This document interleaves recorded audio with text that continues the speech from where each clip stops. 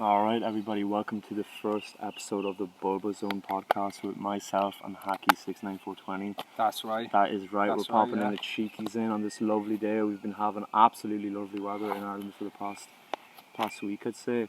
It's been quite nice. Unfortunately, it is coming to an end, but we are in good spirit. Nothing's ever gonna put us down. You know, the saying goes, never lose your smile. Yeah. Isn't that right? Never that's lose it. your smile. So even if you're a gimp from a certain left-wing political party in Ireland, you know who you are. Don't lose your smile. There's never a reason to be down. You know, things will always get better. So today we're going to have our first little episode, a little chat around 20 minutes long, 30 minutes long.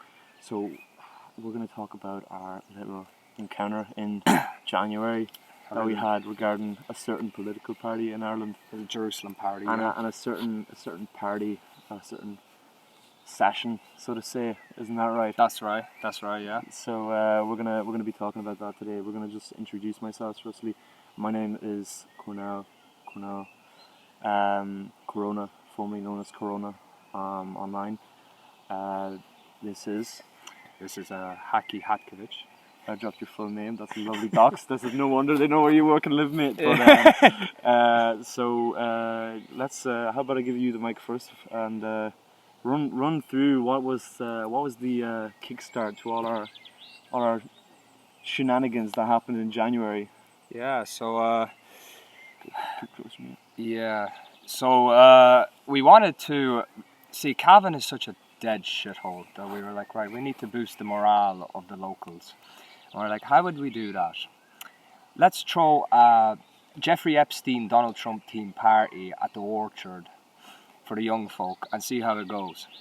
And so we did a bit of marketing. The marketing went pretty well. I believe we got 400 plus reposts. Yeah, we have 400 on a private account as well. That was a private account at the time. On a private account as well. We had a nice poster. We had little St. James on it, and Jeffrey Epstein, Donald Trump. I did the normal stuff. Yeah, a couple of niggas, you know. Are you fucking retarded, bro? Are you stupid? I tell you not to fucking blur it do out. it. I'm bluffing Oh out. my god, what a retard. Yeah, we had a nice poster up. And we had the Israeli ambassador of Ballyconnell.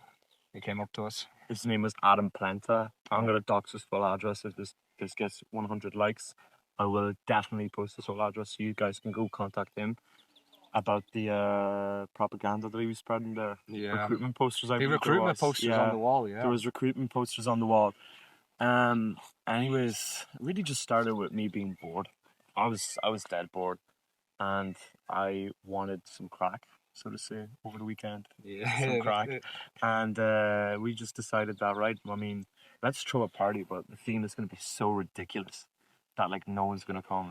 Like absolutely ridiculous. There's gonna be What was 8 that? entries Good as well. publicity, bad publicity? Any publicity is good, no matter Yeah. like what. Like attention's attention, no matter what. We got plenty of attention, and we're using it now to kickstart our social media career, so to say. So we just came up with the most ridiculous things known to man, such as putting Jeffrey Epstein and Donald Trump in the poster, dressing up as said Jeffrey Epstein and Donald Trump, or even going as far as putting a little St. James Island on the poster along with an Israeli flag, which, if it's not quite obvious already, the correlation between Jeffrey Epstein, Donald Trump, and Israel being in one poster is that we're ripping the piss out of it, and it's clearly supposed to indicate that Israel is doing its little deeds in all this, such as controlling Mr. Trump, Mr. Epstein being a fucking agent of Mossad, who's blackmailing politicians around the world and celebrities. So it was obviously just like not really just a piss take, not only a piss take, I should rather say, but also just a way to mock Israel, mock the United States, who are the number one public enemy in this world right now. So we did get accused of stirring up quite a few different things that night. What was the reason that a certain group of people came in? Well, who were those group of people that came into our party that day? We refer to them as gimps, but they're formerly known as Sinn Féin. I believe that's right. They were formerly known as Sinn Féin. Yes, Yeah. that's right. And they came in uninvited, Yes. with no VIP tickets. We had They did not VIP have tickets, mate. by the way, They did yeah. not have tickets. And they came in and blitzkrieged our party, uninvited. Ripped down our Israeli flag. That actually went missing. Nearly ripped it down, but Yeah, rest in peace. yeah, rest in peace. They came in. They started shouting "Free Palestine," you know, normal lefty wit lingo. And you know, there was about 200 of us, 300 of us, and there was like what 3-4 of them. Pushing 5 maybe if they're lucky. Yeah, getting mogged by a bunch of teenagers. Yeah, so there was a brawl. Had a couple of fights. Gardaí showed up, about maybe 5-6 paddy wagons. You know, probably because of them, not because of us. You know, We're being peaceful. yeah, we were being peaceful. They came in the first time, and they saw the Israelis. They didn't really have anything against us, but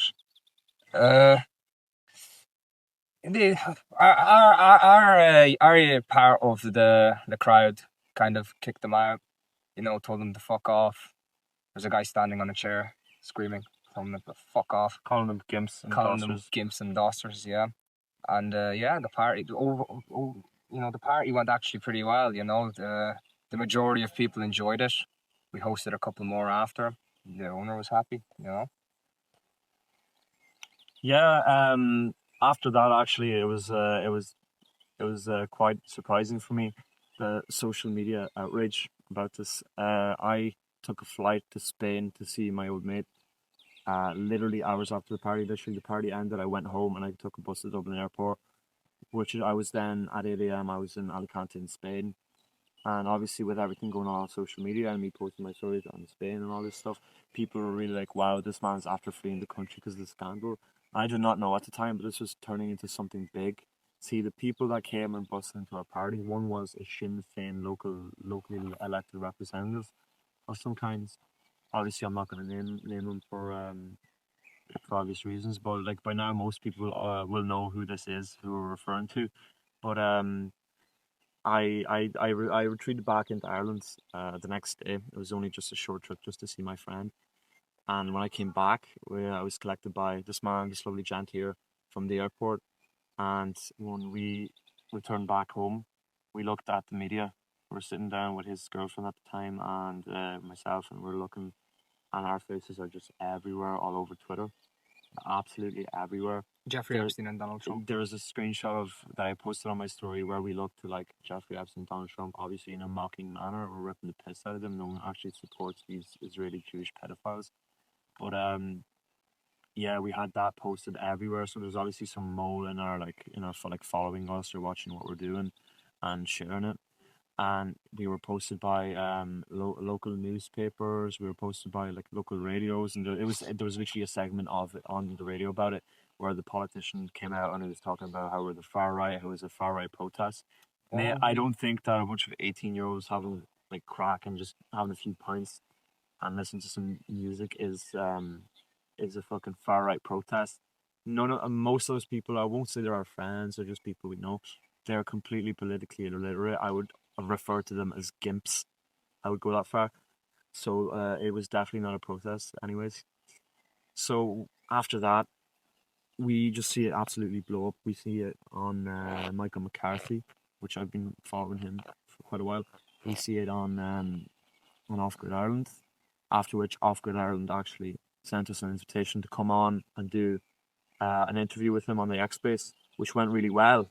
However, this interview was viewed by quite a few people, Yeah. including some of our fans, so to say. Yeah. So in recent days, and the past few weeks ago, when there was the farmer protests were going on for the fuel, we went to our local areas to support the farmers. Went there with the national flag, support them, join the blockade, block off the road, stop anyone from coming in, stopping the Gardaí, right? And a fan of ours came up and he recognised us. He was calling us Zionist neo-Nazis and all this stuff, saying that we're racist Zionist neo-Nazis and all this. What a title, though. Honestly, what a title. I think it's a royal title. A royal title, like actual royalty, Belarusian Zionist neo-Nazis. Yeah, you don't get that every day. That's pure royalty, in my opinion. But this gimp, so to say, was even not even supported by his own friends, and he's a member of a local. I wouldn't even say local, but like a national, like Republican organization. Some gimp fan club, So even his own party members or people affiliated with our party were actually having open discussions with us, which went completely well. They were completely neutral. We told them what we're actually about. We told them what the context behind everything, not just the slander that went out over the media, over people who are chronically online and actually have no lives. So they listened to us. They were fine. But the one gimp, he did in fact threaten us with violence and went as far as pulling out a sheet of paper which had one of our addresses on it and place of work, which we do not care about in the slightest, mate. They like, know who that's we one are, way. you know. It's one way. It's one way to ask for an autograph, you know. A It is sheet a one with way to our ask for an address. Like, autograph. if you want an autograph, it's fine. We can give it to you, you know. But it just goes to show that no matter who's pressing you, who they claim to be, or how big their connections are, you just no surrender. And no surrender, that's it. Like, you know, red, white, and blue, no surrender. Like that is it. Like and now we're trolling them. We're trolling them with a British. How do we say this? Our own little British fan club. A British LARP. LARPing Yeah. as British colonists, and anywhere we go, we just blast British music. It's just by British music, I mean like 12th of July drums and things like this. So they are getting quite annoyed. We did see him again, but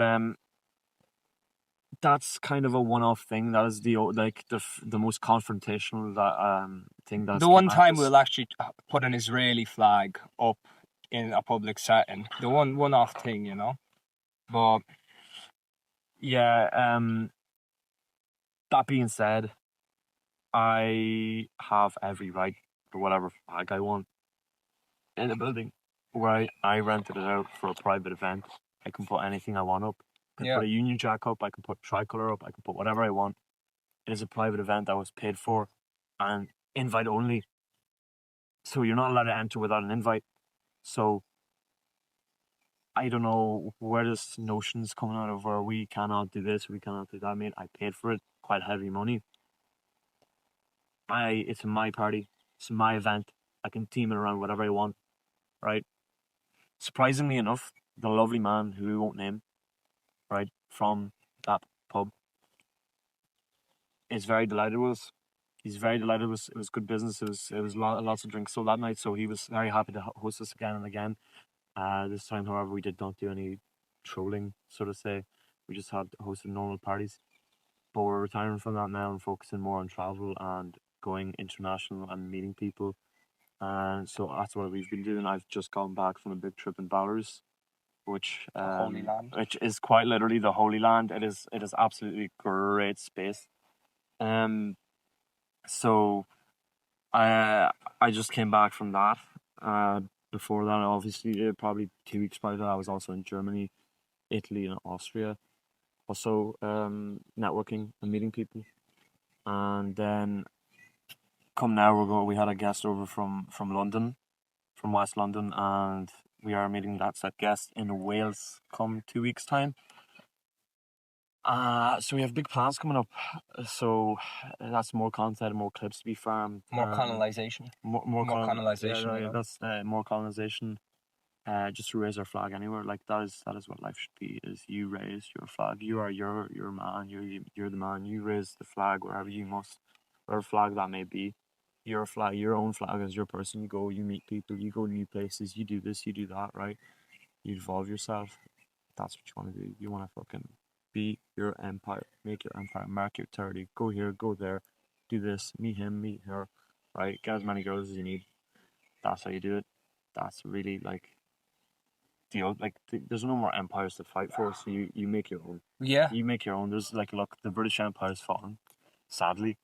The German Empire is also sadly fallen. The Spanish Empire's fallen. Every big empire's fallen. It's just the fall of Rome, over and over again. It's the rise of the Bulba Bros. The Bulba Bros have risen. They have conquered cancellation. The only way you can get cancelled is if you be a gimp and shelter yourself away. But we doubled down. We said, fuck these gimps. Fuck Sinn Féin. Fuck these paddy cunts. We're going fucking orange.